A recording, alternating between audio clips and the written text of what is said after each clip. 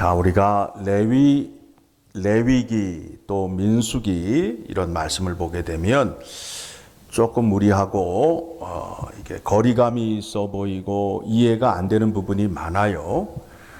그런데 성경에서는 왜 모세오경이 중요하냐를 강조하고 있잖아요. 모세오경을 알아야 뒤에 나오는 성경의 말씀을 이해할 수 있고 해석할 수 있기 때문에 그래요. 오늘도 2장의 말씀을 보게 되면 아니 지파가 나오고 뭐 동서남북에 그 지파가 있는데 이게 무슨 상관이 있어 라고 생각을 하는데 이 말씀 속에 깊은 내용이 담겨져 있다라는 겁니다. 만일 우리들의 생각처럼 필요 없는 것이라면 기록될 필요가 있을까요? 없을까요? 없어야 되죠.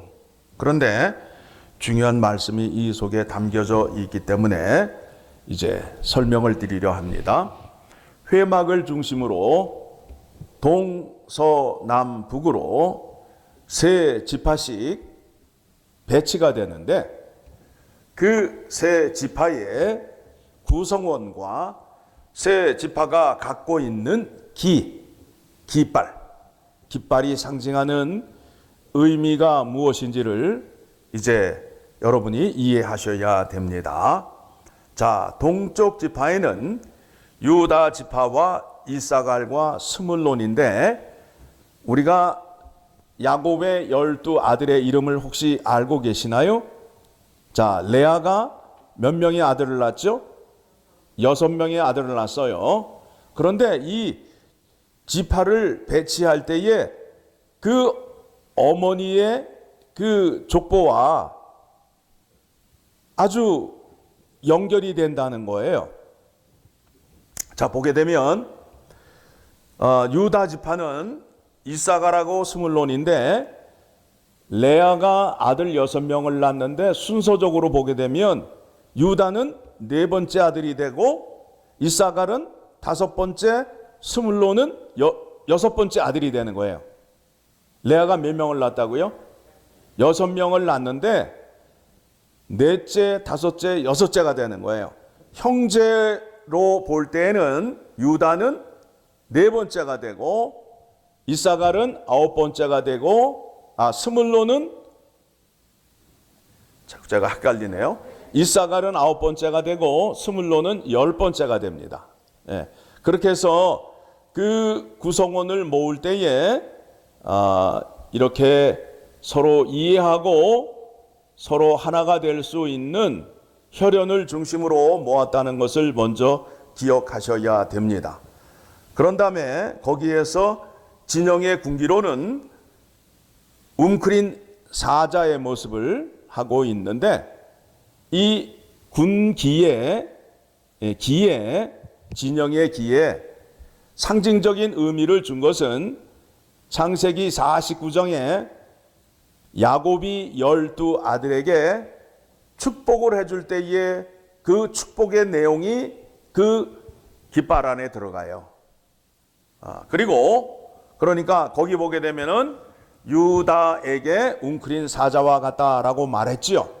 그래서 그 깃발의 그림이 웅크린 사자가 되고 그 다음에 기의 색깔은 녹색인데 출애굽기 28장에 나오는 그 제사장의 그 옷 가운데 녹주옥이라는 보석을 따서 그 색깔을 그렇게 만들게 되는 겁니다.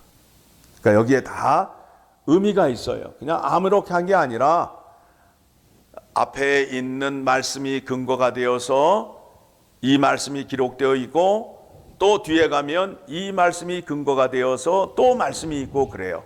그래서 모세오경의 말씀은 성경을 보는 데 있어서 기본이 되고 핵심이 되는 말씀이라는 것을 다시 한번 말씀을 드립니다. 그 다음에 이제 남쪽 지파가 나오게 되는데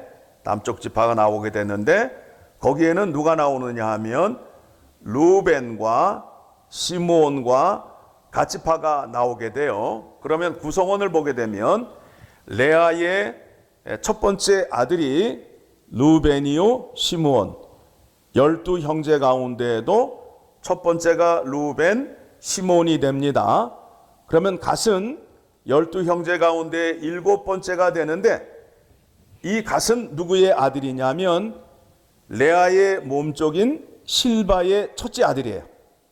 레아의 몸종의 첫 번째 아들. 몸종이 둘을 낳잖아요. 갓과 아셀을 낳는데, 갓이 이제 남쪽 지파에 속하게 되고, 그 다음에 진영의 군기로는 사람의 얼굴을 그렸어요. 루벤이라는 사람이 굉장히 지혜롭고 참 남자답고 괜찮은 사람이었는데, 아버지의 침상을 더럽혀서 이 장자의 직분을 수행하지 못하는 벌을 받게 됩니다. 그래서 루벤이 장자이므로 가족의 머리, 그래서 사람의 얼굴을 그 귀에 걸고, 색깔은 홍색입니다. 홍색. 홍색이라는 것은 나중에 그 맑은 피, 깨끗한 피, 예수 그리스도의 십자가의 보혈을 상징하는 것입니다. 그 다음에 서쪽 지파는 에브라임과 므낫셋과 베냐민 지파인데, 자, 요셉 지파가 12지파 가운데 없어요. 루벤이 장자의 직분을 이름으로 인해서 그 장자의 직분을 누가 감당을 했느냐 하면 요셉이 감당을 한 거예요. 그래서 이스라엘 전통을 보게 되면 유산을 나눠줄 때 장자는 몇 배를 주죠? 2배를 준다고. 2배. 그래서 요셉 지파에게는 그의 아들 둘, 에브라임과 므낫세가 있는데 두 지파가 이제 들어가게 됩니다. 대신 어느 지파가 빠지게 되죠? 레위 지파가 빠지게 되므로 12지파를 채우게 됩니다. 그래서 거기는 에브라임과 므낫세와 베냐민, 그러니까 라헬이 낳은 아들이에요. 라헬이 누구를 낳았죠? 요셉과 베냐민을 낳았잖아요. 그 지파가 들어가게 되는 겁니다. 그러니까 쉬워요. 외우는 데 있어서 쉬워요. 이거를 머리로 외우려고 하면 힘들고 복잡한데 이해를 하게 되면 너무 쉬운 거예요. 그렇게 돼서 진영의 군기로는 송아지, 요셉이 애굽에 있을 때에 꿈 해몽할 때에 송아지가 등장하잖아요. 소가. 그래서 송아지로 하고, 그 다음에 색깔은 황색기로 그 진영의 길을 만듭니다. 그 다음에 이제 북쪽 지파는 단과 아셀과 납달리 지파라고 나와 있는데, 단과 납달리는 라헬의 몸종 빌하가 낳은 두 아들이에요. 그리고 아셀은 레아의 몸종 실바가 낳은 둘째 아들이에요. 그래서 북쪽 지파를 맡게 됩니다. 그리고 진영의 기는 독수리이고 색깔은 백색과 홍색인데, 49장의 말씀을 보게 되면 야곱이 단에게 뭐라고 얘기했냐면 뱀의 새끼라고 표현을 했어요. 그러니까 단의 입장에서 그 얘기를 들었을 때 기분이 좋겠어요? 나쁘겠어요? 나쁘죠. 그래서 그 뱀에게 천적인 독수리를 그 안에 집어넣게 됩니다. 그래서 그 진영의 기가 독수리가 되고 색깔은 백색과 홍색기로 되어 있다라는 겁니다. 자, 이렇게 해서 회막을 중심으로 동서남북에 세 지파씩 배치가 되고, 그 지파의 진영의 기가 정해져 있습니다.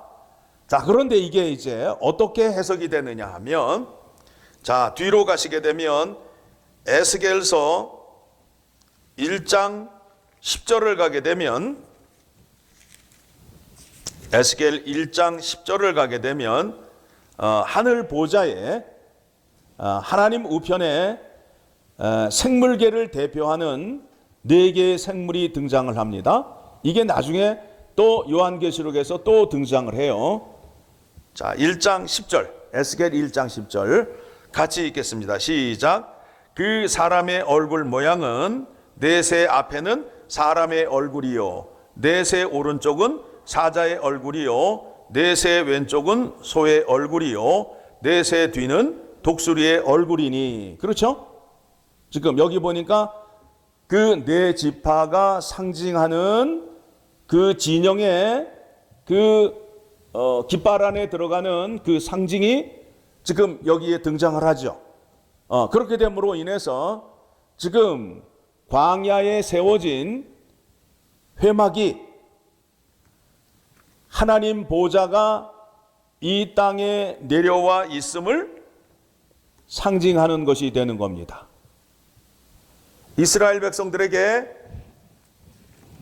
하나님이 임재하셨는데 우리의 생각에는 하나님이 광야에 와 계시는데 그냥 대충 와 계시겠지 이런 생각을 하는데 성경이 전하고자 하는 말은 그게 아니다라는 거예요. 하늘 보좌의 영광이 그대로 어디에 와 있다고요? 광야에 와 있다는 거예요.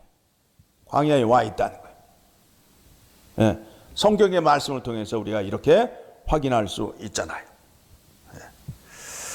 그래서 광야에 세워진 회막은 천국과 하나님의 임재의 분명한 상징이 되는 겁니다. 그래서 이스라엘 백성들이 이제 어느 길을 가야 돼요? 광야길을 가야 되잖아요. 광야길을 가는데 그 가운데 누가 계신 거예요? 하나님이 함께 주셔서 이제 그 백성을 인도하는데, 자, 광야에는 뭐가 없다고요? 광야에는 뭐가 없어요? 예, 물도 없지만 길이 없어요. 길이. 광야에는 길이 없다고요. 그 길을 지금 이 백성들이 어디를 향하여 가고 있어요? 가나안을 향하여 가고 있는데, 가나안을 향하여 가는데 그 길을 누가 인도하셔요? 하나님께서 구름 기둥으로 인도해 주신단 말이에요.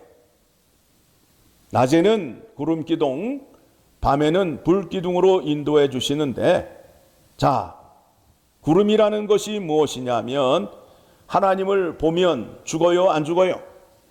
죽잖아요. 그러니까 하나님이 자기 자신을 보여주면 돼요, 안 돼요? 안 되니까 구름을 사이에 두고 구름 뒤에 숨어 계시는 거예요. 이해되시나요? 그러니까 하나님은 어떻게 일하신다고요? 숨어서 일하시는 하나님이 되는 거예요. 우리는 볼 수 없지만 하나님은 우리를 보고 계신다 이거예요. 구름 뒤에서. 우리의 삶 가운데에, 우리의 고난 가운데 하나님이 보이지 않는 것 같지만 하나님은 우리와 함께 하시고 우리를 감찰하시고 우리를 지켜보고 계시고 우리를 인도하시는 하나님이라는 거예요. 구름 기둥, 불 기둥으로 역사한다는 의미가 바로 거기에 있는 것입니다. 이 백성들이 광야길을 걸을 때에 하나님께서 그들과 함께 하셨음을 우리가 확인함으로 인하여 힘든 세상을 살고 있는 우리들에게 희망찬 메시지가 될 수밖에 없어요.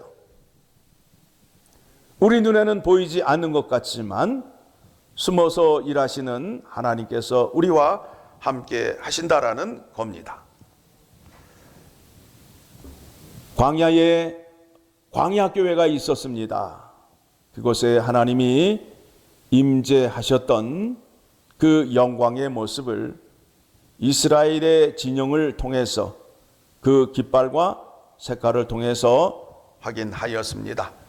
엘파소 열린문 장로교회는 하나님이 임재해 계시고 주 예수 그리스도가 대제사장이 되시고 늘 성경 말씀으로 우리를 진리 가운데로 인도하시는 성령 하나님이 역사하는 곳입니다. 그래서 이 교회가 천국 보좌가 임재하는 곳이 되는 것입니다. 그래서 이곳에 오게 되면 하나님을 만날 수 있고 예수 그리스도를 만날 수 있고 성령 하나님이 역사하심으로 인하여 신령과 진정으로 예배를 드리는 장소가 되는 것입니다. 우리가 이 전을 놔두고 예배를 드리지 못하였습니다. 한 달 반 동안 자택 대기령의 행정명령에 의해서 우리가 집에서 유튜브를 통하여 예배를 드렸었는데, 이렇게 행정명령이 풀려서 다시 주님의 몸 된 교회에 나와 예배 드리게 된 것이 얼마나 감사하고 기쁜 일인지 모릅니다. 우리가 민수기의 말씀을 통해서 하나님은 우리가 생각하는 것보다 훨씬 더 거룩하시고 크신 분이 되고, 인간은 우리가 생각한 것보다 너무너무 형편이 없는 존재라는 것을 깨닫게 됩니다. 하나님 앞에 나아가 우리의 참모습을 드러낼 때에 하나님은 우리를 용서해 주시고 우리에게 자비와 사랑 긍휼을 베풀어 주셔서 이 땅에 사는 동안 생명을 공급해 주시고 풍성함을 공급해 주심을 기억하시고, 오늘도 하나님 앞에서 우리의 모든 것을 내어놓고 기도하는 시간 되기를 원합니다. 기도하겠습니다. 하나님 아버지, 감사합니다. 주님 전에 나와 예배를 드리고 찬양할 수 있는 것이 얼마나 감사한 일이었는지 지난 한 달 반 동안에 깊이 깨달았습니다. 우리가 기회에 있을 때에, 예배 드릴 수 있을 때에 전심을 다하여 예배 드리게 하여 주시옵소서. 우리 삶 가운데에 후회의 삶이 없게 하여 주시옵소서.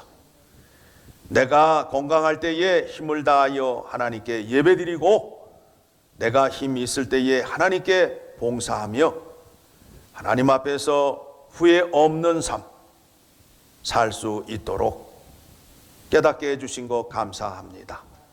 오늘 말씀을 통해서 하나님의 임재가 광야교회에 임하였고 또 엘파소 열린문 장로교회에 임하였음을 확인하였습니다.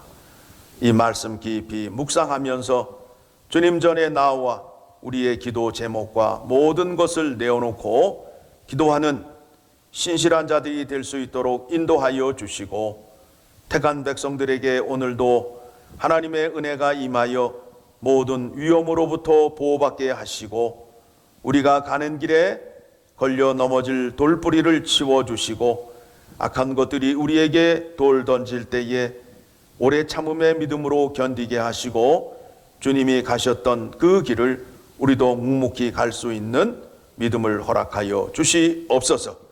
그 길이 생명의 길이요, 그 길이 아버지께 가는 길이요, 천국을 가는 길임을 기억하면서 나그네의 삶을 잘 감당할 수 있도록 능력을 허락하여 주시옵소서.